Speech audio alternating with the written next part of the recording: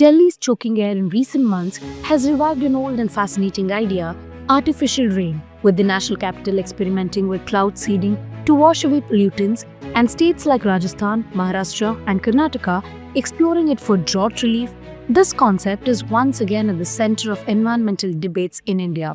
The idea is simple: what if we could induce rain when nature refuses to deliver it? So first of all, let's understand what is cloud seeding and how does it work. Cloud seeding is a form of weather modification, a process by which scientists attempt to stimulate rainfall by introducing certain substances into clouds. These materials, such as silver iodide, sodium chloride, or dry ice, act as nuclei around which water vapor condenses or freezes, forming droplets or ice crystals that can fall as rain. In practice, this involves either aircraft dispersing particles directly into the clouds or ground-based generators that release them upward. For supercooled clouds, which contain liquid water below freezing temperatures, silver iodide encourages ice formation. In warmer clouds, hygroscopic materials like salt help water droplets merge and grow heavy enough to fall. Essentially, cloud seeding doesn't create clouds, it simply enhances the natural process of rainfall, but only if suitable clouds already exist. India has been experimenting with cloud seeding since the 1980s. Maharashtra, one of the most drought-prone states, carried out extensive seeding operations in the early 2000s with mixed results. Karnataka and Tamil Nadu have also used it to tackle water scarcity during weak monsoon years.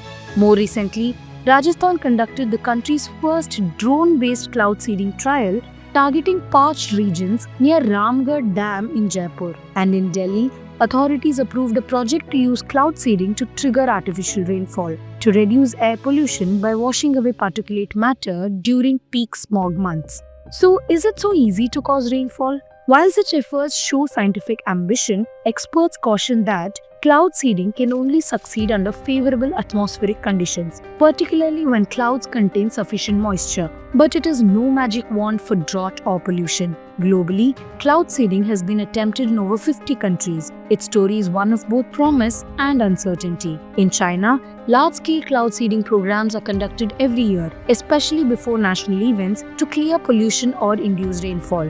Before the 2008 Beijing Olympics, the government claimed success in pushing rain clouds away from the stadium area. In the United States, several states, including Colorado and Nevada, use cloud seeding to enhance snowfall in mountainous regions, helping to build up snowpack that later feed rivers and reservoirs. But despite its appeal, cloud seeding comes with challenges. Number 1. Scientific uncertainty. The effectiveness is hard to measure because no two clouds are identical, and natural rainfall variability makes comparisons difficult. Second, environmental impact.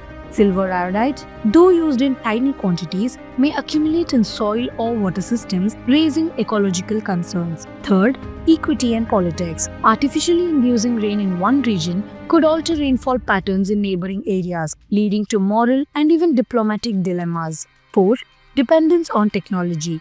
It risks distracting from sustainable water management methods like rainwater harvesting, watershed protection, or afforestation. That leaves us with the larger question: should we really control the weather? Cloud seeding symbolizes humankind's growing ability to influence natural systems. It reflects both our ingenuity and our impatience, the desire to control forces that once felt divine. But while technology can enhance what already exists, it cannot replace the delicate cycles of nature that sustain us. The future of cloud seeding may lie in precision technologies using drones, AI-based weather modeling, and cleaner seeding agents, but its success will depend as much on our wisdom as on science. Cloud seeding is not to defy nature, it's about cooperating with it in the brief windows it allows. From Delhi's smoggy skies to Rajasthan's arid plains, and from the snowy Rockies to Beijing's event-ready clouds, this technology represents humanity's enduring dream to command the rain. But the truth remains, clouds will always belong first and foremost to the sky, not to our control. Our best bet is to respect nature's rhythm, using science to assist, adapt, and coexist.